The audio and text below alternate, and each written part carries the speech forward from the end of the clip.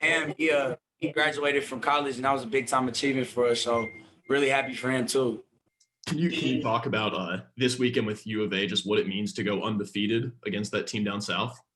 Oh man, I wish I could say we went undefeated this season, but going undefeated against U of A is a really like a lifetime accomplishment, man. It was something that coming into Arizona State, I knew it was going to be big, a big time game, and going into my redshirt freshman year, watching them just kill us, you know what I mean, out in Tucson. It just kind of like put a bad taste in my mouth, and I just told myself like I'm never going to lose to them, and I'm glad I fulfilled that, and I brought the cut back home to Tempe.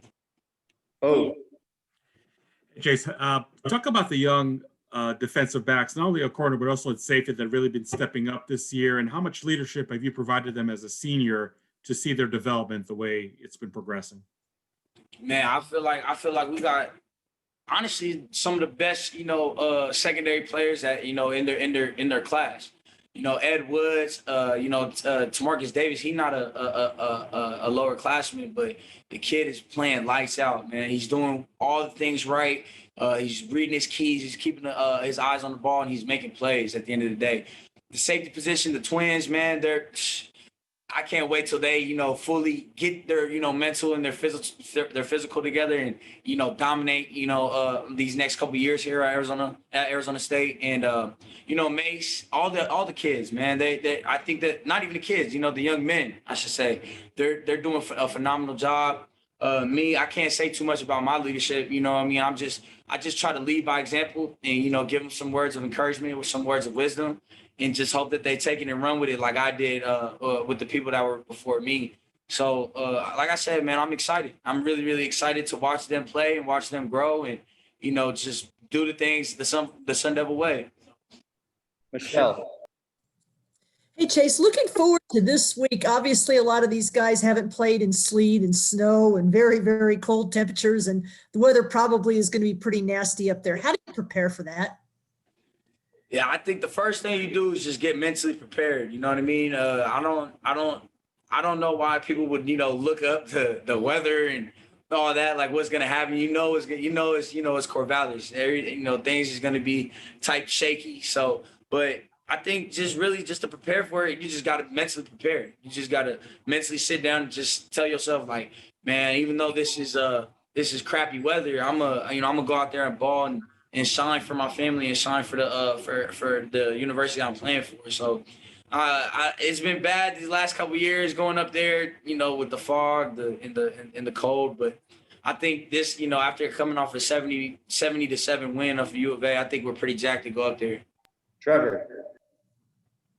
Chase, looking back to last year's game against Oregon State, what are some of the challenges that their route structures and their receivers run? And then also they've got some guys out this weekend, but some of the personnel that stood out to you on film this year. I honestly, I haven't been able to sit down and watch the film by myself, you know what I mean, and break down the receivers and break down their routes. But their offensive coordinator, he's I don't know his name, but I know that he does his job well, very, very well. Especially coming out with different packages, 13 personnel, 12, 11, 10. They come out with they come and throw a whole bunch of things at you. So, but coming into last year, they do run a lot of double moves. They run a lot of they like to take a lot of shots. So I feel like with last year's film and with this year's team, I think that we're gonna have a really good game plan against them and just hopefully go out there and ball out. Doug. Chase, I think anyone who's been around you for the last 4+ years knows how close you are to family. How disappointing will it be not to have kind of final send-off at Sun Devil Stadium with your family? And then also, just when you think back on this year, what will you remember most? What will stick out? Oh man, that's probably one of the hardest things. Really, when I found out that we was going to Corvallis, it kind of hurt me because really they've played 4 games at home. This is going to be their 5th game. I only got to play 1, and we only got to play 1. So it kind of sucks. But like I said, man, you just got to shake things off at the end of the day and just go roll with the punches, and then hopefully just end up victorious after the fight. And it is very hard for my family, especially being a senior and not playing here, my last game or whatever.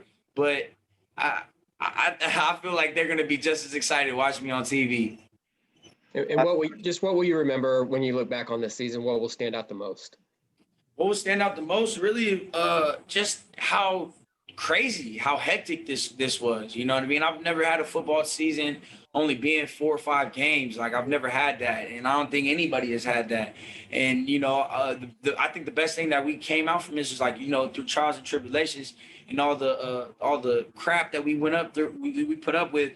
We played the season that we wish that we would have had, but we just wish we had a couple more W's on our list. You know what I mean? So I love the squad. I love everybody on this team, from the assistants to the head coaches, and I'll do anything for anybody on this team. And yeah, that's probably the one thing I will always remember. Last question, Michael. Yeah, Chase, to kind of piggyback off that, I mean, like you said, I know it's only been 3 games, but at the same time, from where you guys started, how do you feel the overall growth of the defense and the chemistry and the growth of the defense was, especially with the defensive line? Because, I mean, Jermaine, even though it was 3 games, I mean, he looked very, very dominant up front. Man, all of them. DJ, Tyler Johnson, Jermaine Lole, Steph Wright, DJ, they're playing lights out, man. And I got to give it to, Coach Rodriguez. He's done a fantastic job, getting these guys prepared and making sure they know the game plan and, just keep moving forward. And honestly, too, I just love the fact that the defense has grown from the secondary that we were last year to Marv stepping in and Coach Hawk coming in here and being the secondary that we are today. And I just think, like, it all works hand in hand. Our linebackers are lights out. Merlin Robertson, Darian Butler, and Kyle Soley, they're the voice and the vocal. They're basically the quarterbacks of the defense. And I feel like with the first game being USC and, having that loss, it just kind of really brought us really mostly together.